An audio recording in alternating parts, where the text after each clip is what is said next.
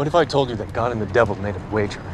A kind of standing bet for the souls of all mankind. I tell you to stay on your meds. Humor me. No direct contact with humans. That would be the rule. Just influence. See who would win. Okay, I'm humoring you. Why? Who knows? Maybe just for the fun of it, no telling. Oh, so it's fun. It's fun when a man beats his wife to death. It's fun when a mother drowns her own baby. And you think the devil is responsible. People are evil, Mr. Constantine. People. You're right. We're born capable of terrible things. But then sometimes something else comes along and gives us just the right nudge. Well, this has been real educational, but I don't believe in the devil. You should. He believes in you.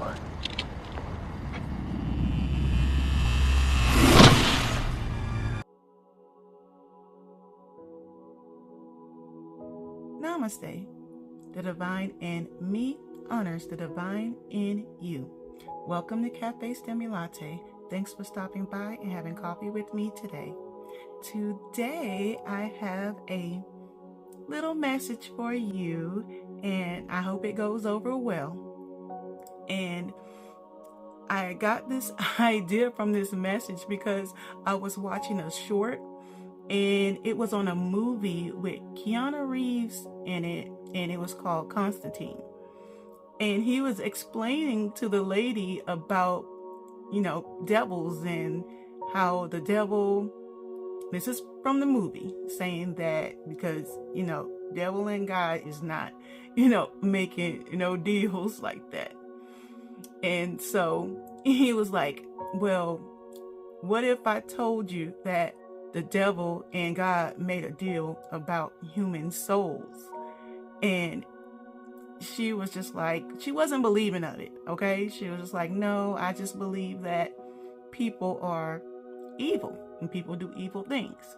And so his whole point was like, if you, understood, if you can see, you will understand, what I'm saying, like connect with, this spiritual realm, because the lady, she didn't really believe in all that.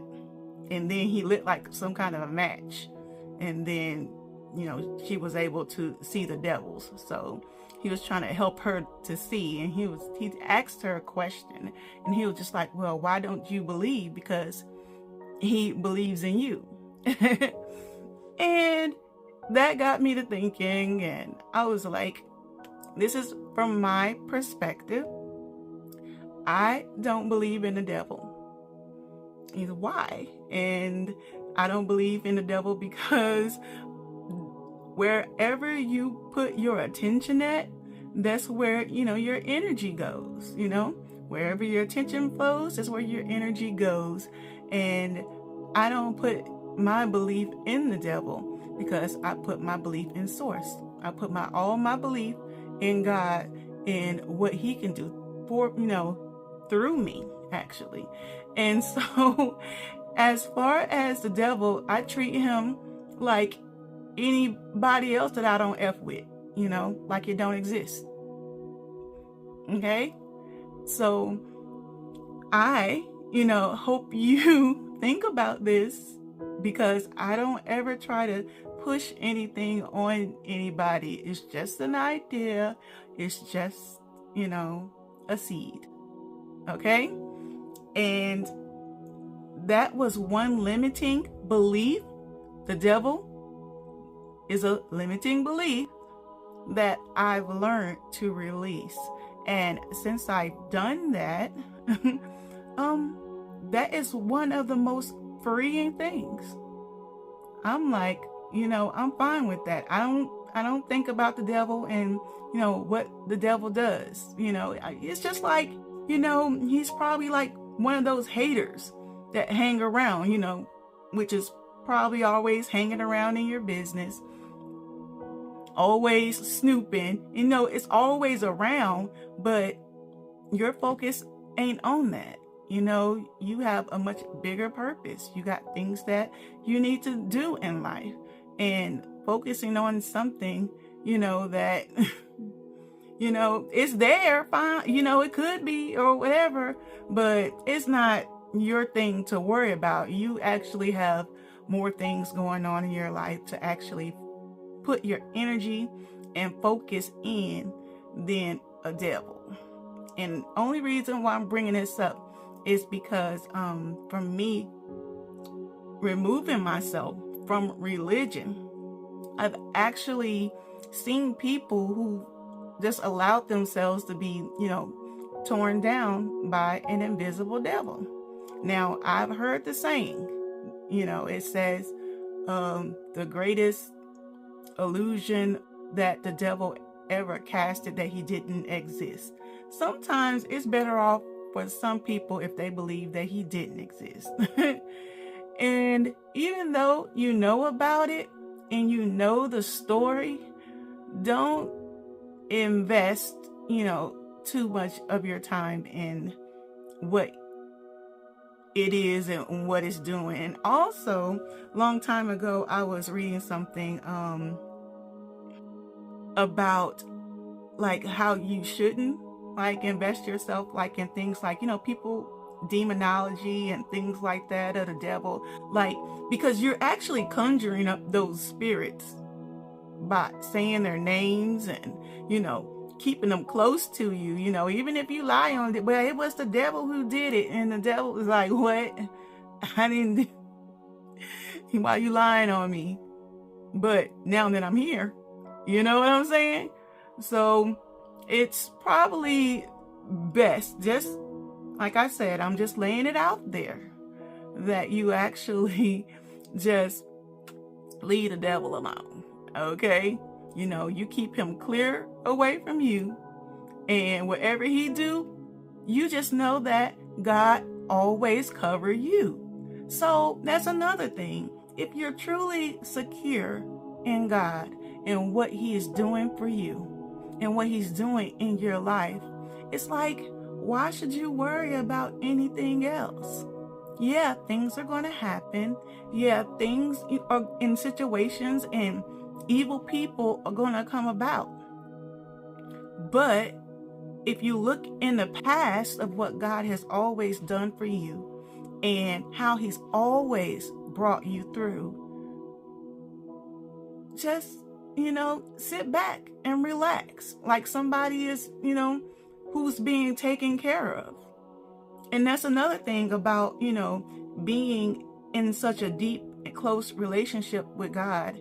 It's like you have that, assurance, you have that certainty, that even if something was to fall apart or something does not happen quite like you think it should happen, you know that everything is in the hands of the divine. You know that all timing is God's timing for you. You know that anything that comes about, if it falls apart, if it comes together, it's all God. Even the falling part is working out for your good. Okay? And like I always say, the root of all suffering is attachment. And when God has something happen, happens, in our lives, and to a point where we have to let something go, then understand that, he knows all that you need. He knows, how he's leading and he's guiding you. I know letting go of certain things is easier said than done, because I'm not in your situation. I don't know exactly what God is calling you, to let go, or the things that God is allowing to happen in your life that's trying to shake you to the point of letting go of something. But no matter what it is, I'm sure that he's replacing whatever you're trying to hang on to, something that you wanted, for something that you truly needed. I read that somewhere. Okay, so I like that. I've always, known that about God. He's always done that for me. He's always, whatever, that he took away or allowed, you say that, allowed, to let go in life, or had to let go, He's always replaced it with something that I needed. And I appreciate that. And that's another thing that we also, as spiritual beings, need to understand. We have to cultivate, the ability, because we're mastering, the things of the spirit, to things that we are to hold on to for a little while, and the things that we need to release. It's always a catch and release thing going on, and you'll never know as you go throughout the seasons of life, what things that you are, needing to, capture, and release. That's once again the part of the masculine and feminine energy. The woman, she receives, and, the man, well, not the man, but the energy, is the giver. And because they both exist in us, we learn to master both. So there's a lot of people, trying to escape duality. No, you're not escaping duality. You're here in, duality. But you have to learn to, instead of trying to escape it, you don't learn nothing by trying to escape something. You learn something by facing it, so that you can, alleviate yourself from, the fear of that. And so when it comes to duality, we are learning to alchemize, the things that we face. And just like, we have a shadow side of ourselves, we take that shadow side of ourselves and try to integrate it into the light. Everything that is before you, it's the alchemy of transmuting that thing. Whatever issue you have, whatever drama you went through, let God show you how to integrate, that into your becoming. Because that's what we are here to do. We are here to become. And whatever you are to become, hey, that's between you and God. Okay? I'm not here to tell people, who they're supposed to be, become. That's your journey. And so, one thing about the devil, we are learning here on this earth about good and evil. We are learning to, master, these things, because you have to understand that your fear amplifies its power, and it gives it control over you. And some people wonder, like, how people get, possessed by demons and things like that. Well, for one thing, people who have demons, sometimes they carry those over, meaning that if in another lifetime they made some kind of pact or something with the entity, then it can follow you. But can you get rid of them?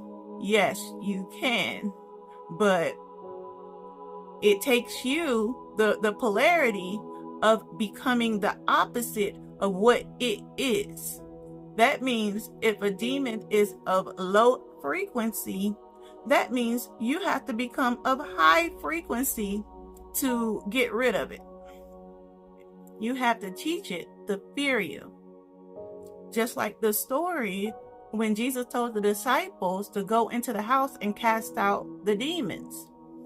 And when they went inside, they came out because, the demons was whooping their ass. Well, and then after that, Jesus had told them, he said, ye of little faith. And that's because they feared the demons. You can't go inside and with that type of fear, because fear is what they love.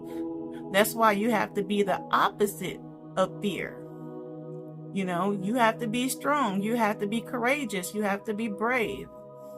And you have to know that you have all authority over those lower frequencies, good and evil within ourselves. And we are using this duality, they are like mirrors. We're using, to reflect what's inside of us.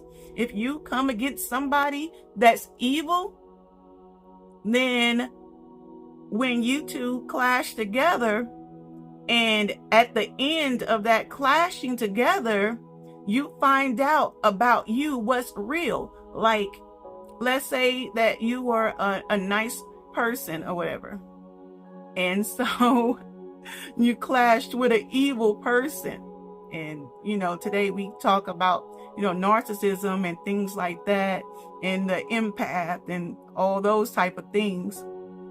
And even though that situation, it took you to a place, but it took you to a place deep within inside, yourself, so that you can discover, like, because I know as much as people want to make, we're innocent and things like that, we're down here on this earth for a reason. We all are not innocent. There's things in us that need to be cultivated. There's things within us that need to be, built up or established.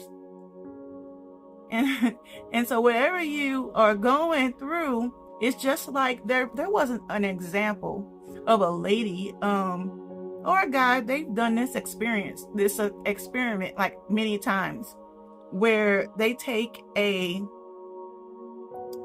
it's like a tube or a glass like cylinder thing, and they put like these balls on the inside of them, and then they begin to, because what they were trying to show you is like, this is you filled up with a lot of things, right?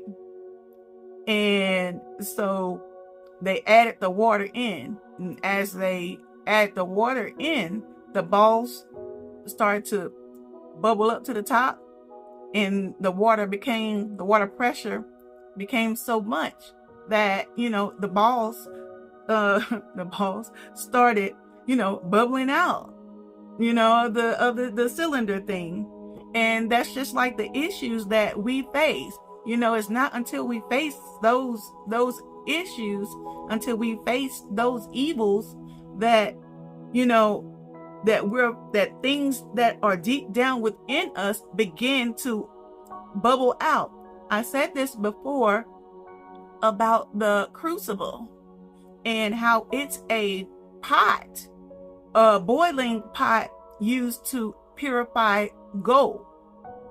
And so, or any other metal, you put the metal in and then you heat it up to hot temperatures, and what it does is it boils the impurities out.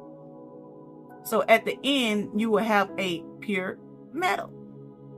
And though we're down here on this realm to learn, all the things that we face help us to, because each of us have a curriculum, this earth school, we have a curriculum. Yours may be different than mine. Why? Because God is trying to get something out of you, whatever he's trying to create you to be. Some of you may be headed to be archangels. And so people's like,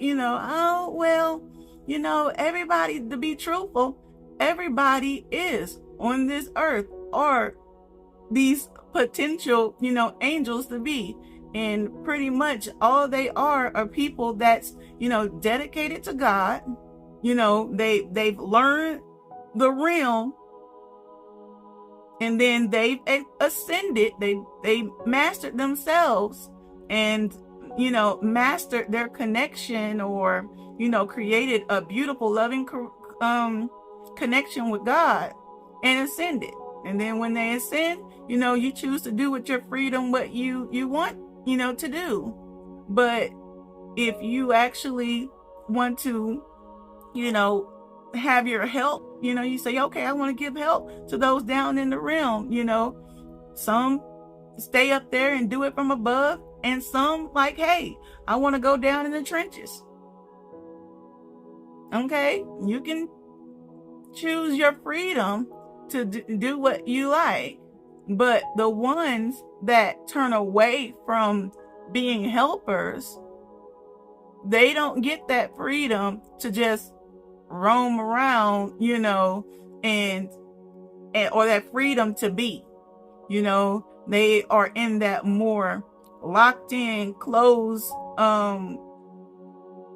level of, consciousness, where it's kind of more like an imprisonment because they're imprisoned in themselves, in their own minds. And that level of consciousness does not get a lot of freedom. Why? It's just like jail. If you are able to, walk around in society and you got your freedoms to do what's right, you got that freedom. But if you want to be a hellion and be out here killing people and doing all these kind of crazy acts and things like that, you're not suitable for society. So we got to put you in a more contained area so you can be there, because you can't be out here with the civilized folks. We ain't got time for that. We want to keep everybody on a frequency where they're civilized and everybody's following the rules and the laws. And if you are not able to do that, then you go over there. And you control your little, self inside of there with all the other people, that can't seem to control their urges or control, their thoughts and control their actions and things like that. You go over there, but you can't be out here in society with the people who are choosing to do right.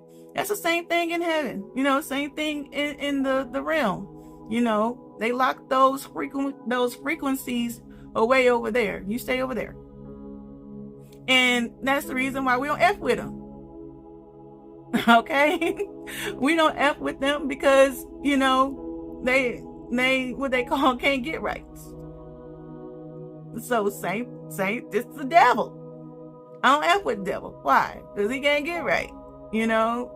He's running around on a bunch of emotions because he did something. And I'm just saying that in this lifetime, it's important what you give your energy to. If a lot of people were not focused on, the devil and teaching people how to establish a loving relationship with God, with Source, they wouldn't have to keep bringing up situations and things like hell all the time.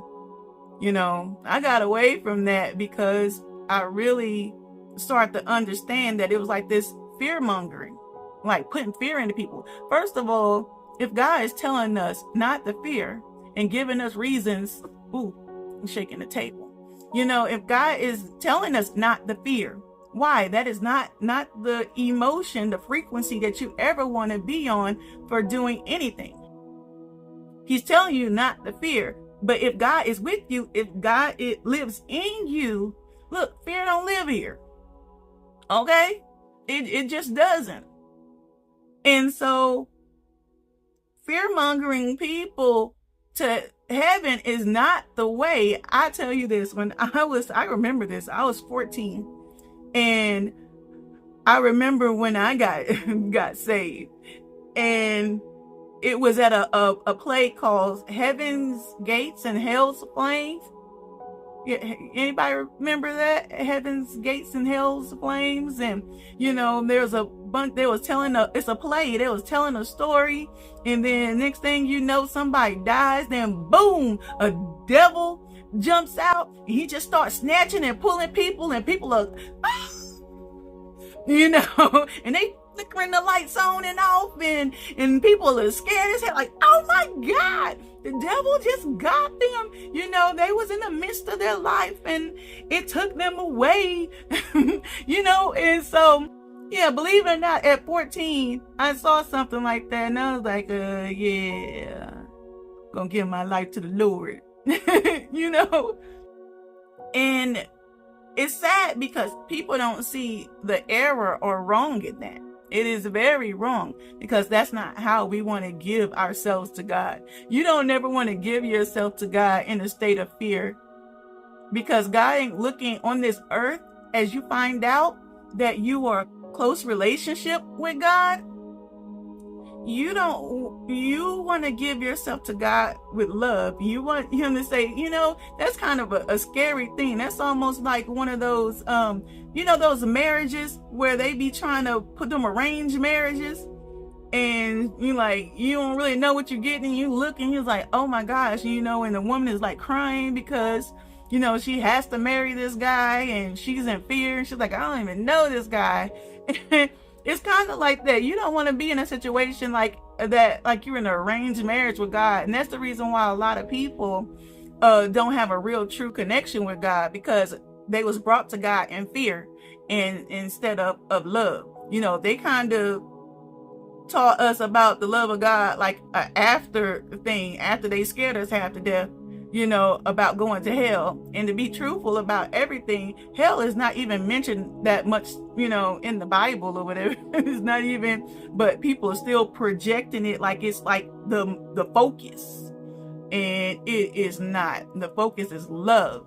And you want people to be able to fall in love with God, so deeply that they don't ever want to leave.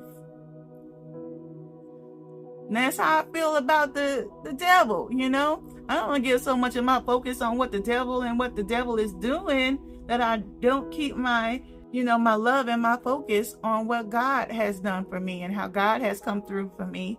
And this loving, I feel the love within myself, he just totally raises my frequency. And I can, because my natural, frequency is joy. And joy is something a little bit different than happiness. And joy is something that you can always have and always preserve no matter what's going on around you. Okay? No matter what's going on in my life, I've always found myself trying to come back to that, that joy. And it's even if I just see it in something that just makes my heart, warm. It could be anything, seeing a flower or, noticing, a butterfly that passes by. It's the small joys and the beauty, in God himself, and just when you see those things, you're reminded of his creation and you being a part of his creation and the love that he has for you. Okay?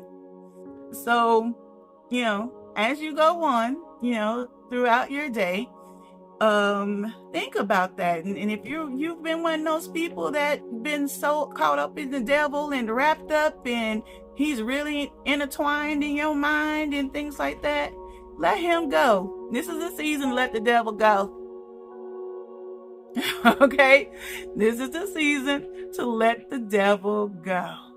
Because some of y'all been thinking about him and what he do too much. Let him go. You treat him like everybody else you don't F with. He don't exist. All right. Thanks for stopping by and having coffee with me today. I hope you had a great time. And I look forward to seeing you again. Ashe, and have a beautiful day. Bye. Thanks for stopping in. If you would like to contact me, email me at cafestimulate@outlook.com. Thanks again. Bye.